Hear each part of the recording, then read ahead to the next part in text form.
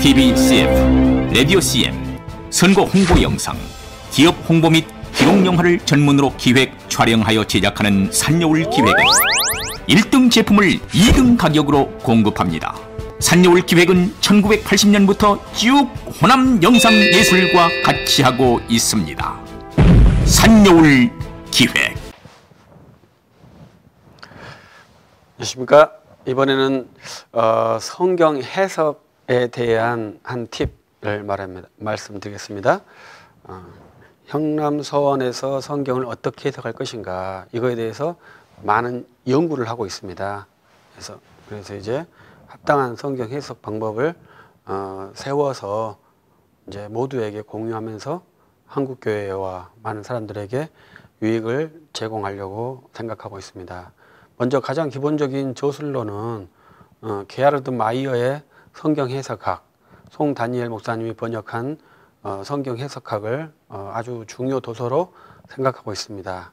그 이유는 게하르드 마이어 박사가 성경을 계시 문서라고 명확하게 선언하면서 해석학을 추구하고 있기 때문에 그렇습니다. 그래서 우리가 보통 성경 해석학을 잘해야 한다 이렇게 하고 성경 해석에 풍성해야 된다 이러한 주장들을 많이 하시는데, 그것은 누구나 다 할 수 있는 것이죠. 그러나 그렇다면 성경 해석하는 그 도구인 성경을 어떻게 규정할 것이냐, 이것이 해석자가 가지고 있는 아주 중요한 스탠스가 되거든요. 근데 게하르드 마이어 박사는 성경은 계시 문서다, 계시 문서를 인간이 어떻게 취급할 것이냐, 이러한 그 스탠스를 갖고 있기 때문에 성경 해석자가 가져야 될 중요한 주장 중에 하나라고 생각을 합니다. 그래서 게하르드 마이어 박사의 그러한 주장은 매우 타당하다고 생각하고, 그분이 지금도 살아계셔요. 그리고 독일에 살아계셔요. 독일은 성경 비평학의 본산이라고 할 수 있는 곳에서 아직도 성경을 계시 문서라고 주장하고 있기 때문에 우리 같은 사람에게 매우 큰 힘이라고 생각합니다. 그래서 미국에서 그렇게 말한다면 하우 저 미국 아직까지 미개해 이렇게 말할 수도 있겠죠. 한국에서 말한다면 어떻게 하겠습니까? 아주 초보적인 수준이야, 아직도 초보를 벗어나지 못했네, 이렇게 말할 수밖에 없죠. 그러나 이 게하르드 마이어 박사는 독일에서 사역하고 있고 독일에서도 유력한 학자로 활동을 하고 있습니다. 그러한 분이 성경을 계시 문서로 확정하면서 복음을 전하고 있고 교회를 세우고 있기 때문에 우리들도 여전히 그렇게 생각했지만 독일에서도 그렇게 생각하니까 범세계적인 이해가 되는 것이죠. 성경은 계시 문서입니다. 거기에서 계시의 의미를 밝혀내는 것이 해석자의 중요한 임무가 될 것입니다. 이제 그러한 것이 약간 기본적인 것이고요. 이제 여기서 이제 전체 툴을 말하는 것은 아니고 두 가지 팁을 한번 말씀드리려고 합니다. 첫 번째 말씀드릴 것은 주어를 바꾸는 성경 해석은 안 된다, 이러한 것입니다. 그래서 주어를 바꾸는 성경 해석이 무엇일까요? 여러분들은 성경을 해석하는데 주어를 바꾸시나요? 바꾸시지 않나요? 우리는 주어를 바꾼 경우가 많습니다. 저번에 옛날에 우리 목사님들과 함께 했을 때 성경에서는 동사의 시제가 중요하다 이렇게 말씀도 하시더라고요. 근데 동사의 시제도 매우 중요하죠. 그러나 가장 중요한 것은 주어부터 확립을 하는 것이 더 중요하다고 생각해요. 내가 어제 있었든지 오늘 있었든지 내일 있을 것인지 그것은 시제잖아요. 그러나 내가 중요한 것이죠. 내가 없는 과거, 내가 없는 현재, 내가 없는 미래가 어떤 의미가 있겠습니까? 큰 의미가 없겠죠. 그래서 주어라는 이 개념이 매우 중요합니다, 해석할 때는. 그래서 저는 해석할 때 계시 문서를 누가 해석하느냐 이것도 물어봐요. 내가 해석한다 이거죠.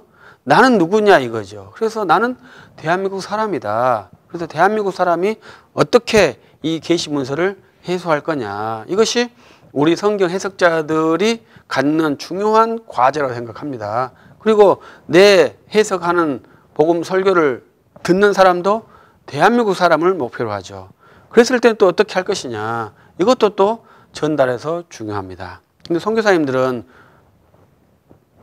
필리핀에 가면 필리핀 사람들을 대상으로 하죠. 대한민국 사람이 필리핀 사람에게 복음을 전달할 때는 어떻게 할 것이냐. 이것이 이제 선교적인 관점이 되는 것이죠. 그래서 성경 해석이라는 것이 매우 중요한 것이죠. 그러나 분명한 것은 나라는 존재는 바꿀 수 없다는 거죠. 그래서 그러한 의식까지 다 있는 것이 바로 주어적 개념입니다. 성경 본문에서도 주어적 개념이 매우 중요하고요. 현재 이 사회에 살고 있는, 이 공간에 살고 있는 나라는 주어도 매우 중요하죠. 그래서 주어가 매우 중요한데 이 주어를 바꿔버리면 어떻게 되겠습니까? 대상자가 바뀌어버리니까 의미가 완전히 전도돼서 나와버리는 거죠. 그러면 의미가 전도되면 행위도 전도되는 겁니다. 그래서 성경을 그런 식으로 해석하면 매우 위험한데, 그러한 한 이해를 제가 그렇게 이해를 하고 있었는데, 우리 조창훈 목사도 그런 것에 설교를 한번 하더라고요. 그 내용을 한번 말씀을 해드리겠습니다. 그것은 마태복음 7장 열매로 알리라입니다. 열매로 알리라 하니까, 이 열매로 알리라 했을 때는 이 문장에는 뭐가 없습니까? 주어가 없다는 거예요. 주어가 성경에는 없겠습니까? 성경에는 주어가 있습니다. 그러니까 성경의 주어를 보고 누구의 열매를 알 것이다, 이렇게 해석을 해야지, 열매로 알리라 하니까 이 주어를 빼버리고 모든 사람을 열매로 알겠다, 이렇게 한다는 것은 부당한 성경 해석이 되는 것이죠.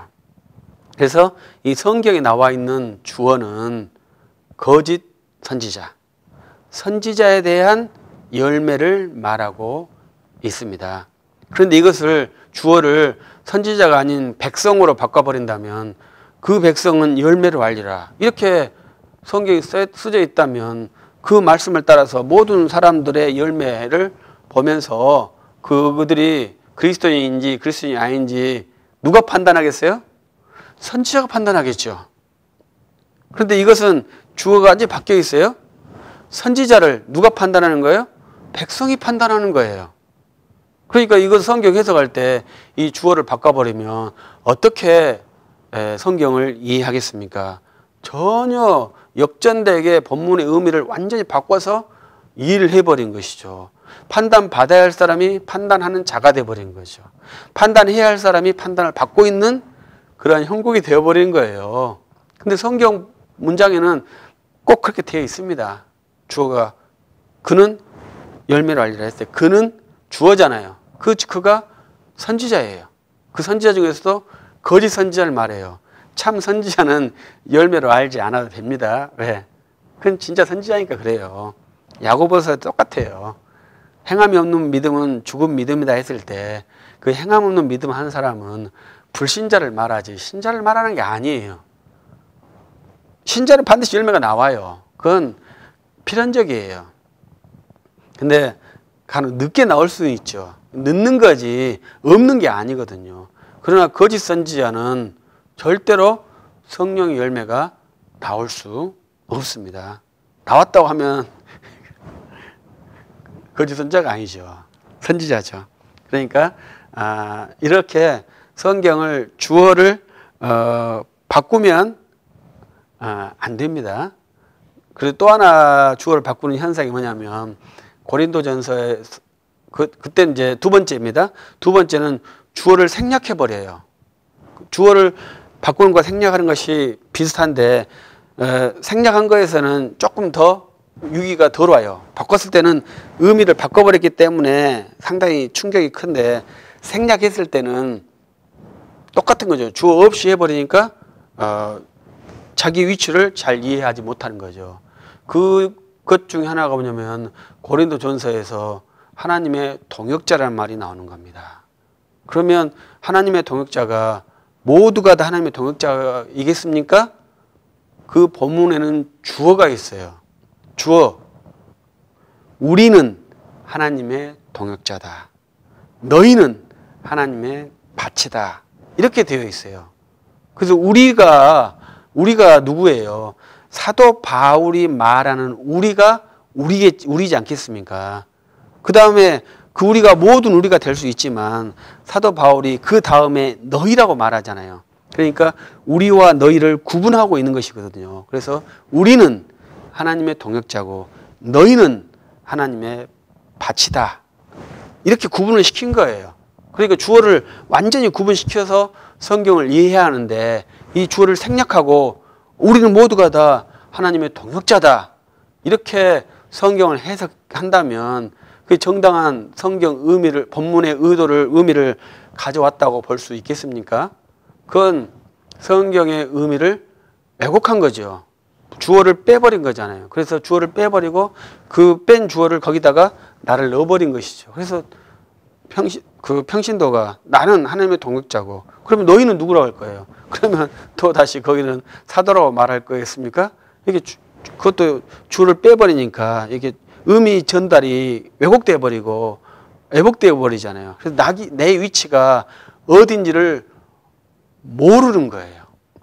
그래서 그 훈련들이 성경 해석에서 잘 안 됐다고 생각을 합니다. 그래서 우리 성경을 해석할 때는 이 주어의 의미를 잘 이해한다면 매우 좋겠다 하는 생각이 있습니다. 그래서 우리 대한민국은 주어 개념이 상당히 약하거든요. 그래서 주어를 안다고 생각하면 주어를 막 생략해 버려요.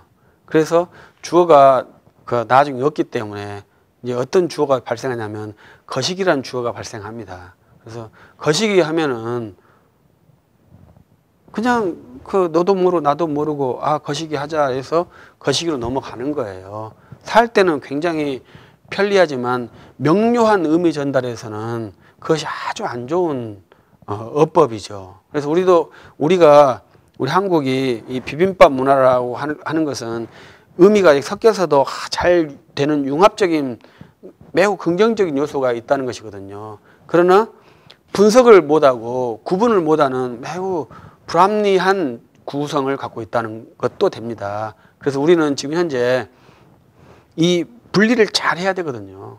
그래서 제가 말하는 것 중에 하나는 최고 비싼 요리는요 한 이만큼 되는 거잖아요. 이런 그 접시 위에 고급 접시 위에 이만큼의 그 재료가 올라와 있는데 이게 최고 비싼 요리가라고 하거든요. 그럼 왜 이렇게 양도 적은 채소 덩어리가 비쌀까요? 고급 호텔에서 팔았으니까 비쌀까요? 저는 그렇지 않다고 생각하거든요. 저는 요리는 모르지만 그 요리에는 각 재료의 맛이 다 살아난다고 생각을 해요.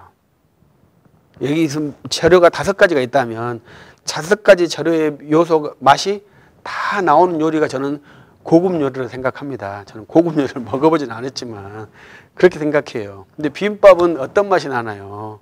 비빔밥은 고추장 맛만 나거든요. 탄수화물과 고추장이 섞인 맛이에요. 맛있어요. 너무 맛있어요. 그러나 고급 요리는 한 맛으로 통일되면 안 돼요. 싹 다 모든 맛이 다 나야 돼요. 그러면 저는 고급 요리라 생각합니다. 우리 해석도 마찬가지다 이 말이죠.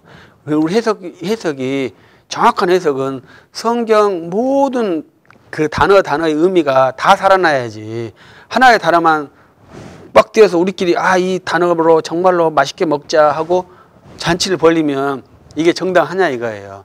세상에서는 그건 되지만 진리에서는 안 되는 거예요. 진리는 반드시 처음과 끝이 같아야 돼요. 그렇게 우리는 노력해야 진리의 사람입니다. 중간만 좋고 처음 안 좋고 끝도 안 좋고 이런 건 진리가 될 수가 없어요. 의미를 추구하는 사람은 절대로 그렇게 하면 안 됩니다.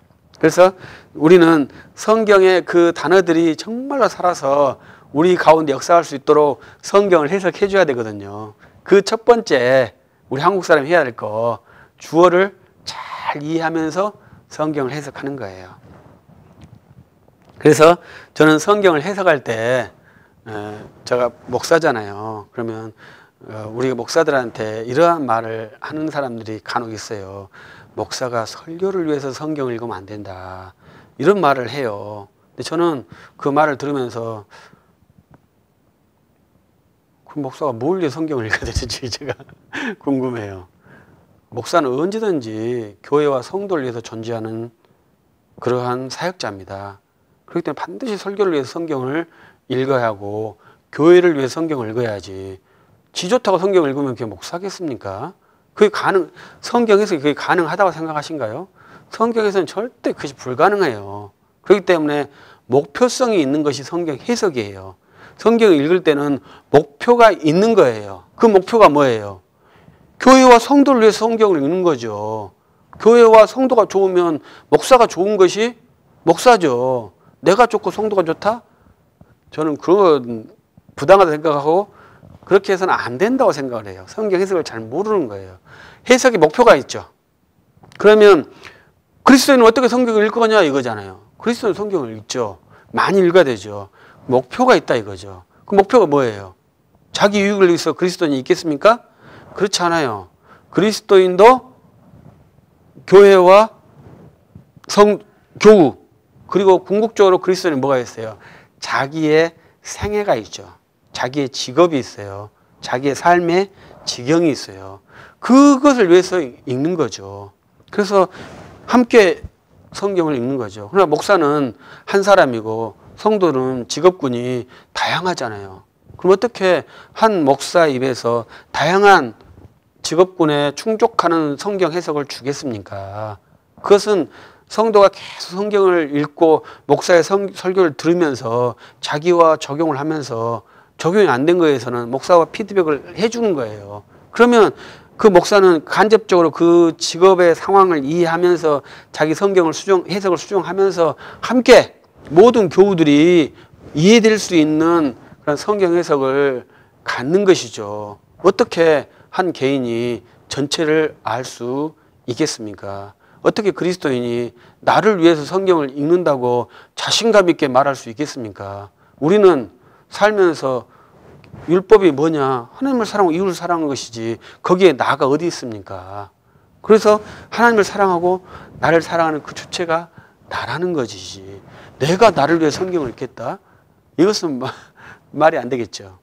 그래서 성경을 해석하는 것은 반드시 목적이 있습니다. 그래서 저는 목사인데 제가 열심히 성경을 읽을 때는 이 성경을 읽어서 우리 교우들에게 어떻게 하면 유익을 줄까 이렇게 노력을 하고요. 또 글을 쓸 때는 우리 한국 교회도 목사로서 기여를 하고 싶고 한국 교회가 온전하게 살 수 있도록 헌신을 해야 되기 때문에 그 일 방편으로 성경을 해석하고 나를 보여주는 모습을 계속 하는 것이지 나를 위해서 한다? 그렇게 생각하는 것은 그렇게 생각하는 사람은 자기 안에 결손이 좀 있다고 저는 생각을 할 수밖에 없습니다. 그리스도인은 혹여 그런 마음이 없다고 할 수는 없습니다. 그냥 1번 원리는 언제든지 주께서 주신 사명이 1번입니다. 그것이 전도될 때 회개하고 기도하며 돌이키는 것이지 1번이 나를 위해서 간다? 이것은 성경 해석에서 상상할 수 없는 일입니다.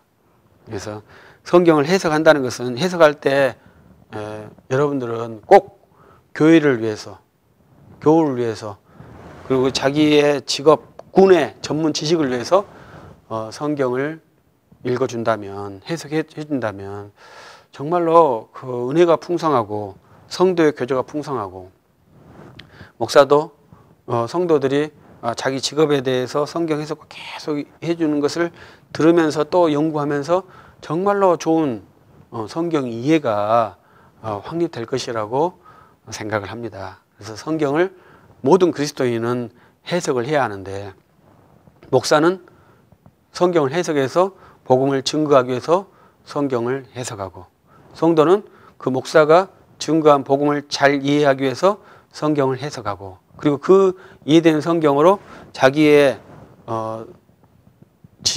분야에서 그 지식을 가지고 삶에서 살아간다면 정말로 멋있는 기독교 사회, 그리스도인의 공동체, 그리스도인의 생활이 될 것이라고 생각을 합니다.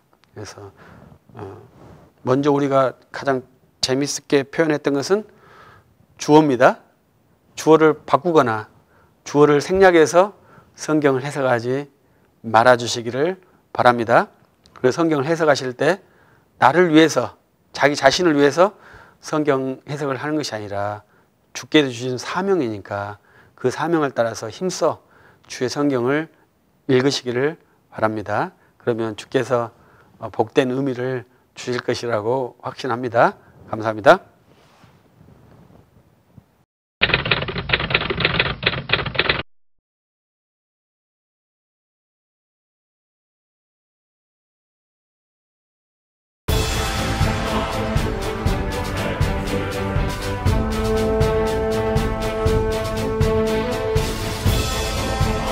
TV CF, 라디오 CM, 선거 홍보 영상, 기업 홍보 및 기록 영화를 전문으로 기획, 촬영하여 제작하는 산여울 기획은 1등 제품을 2등 가격으로 공급합니다.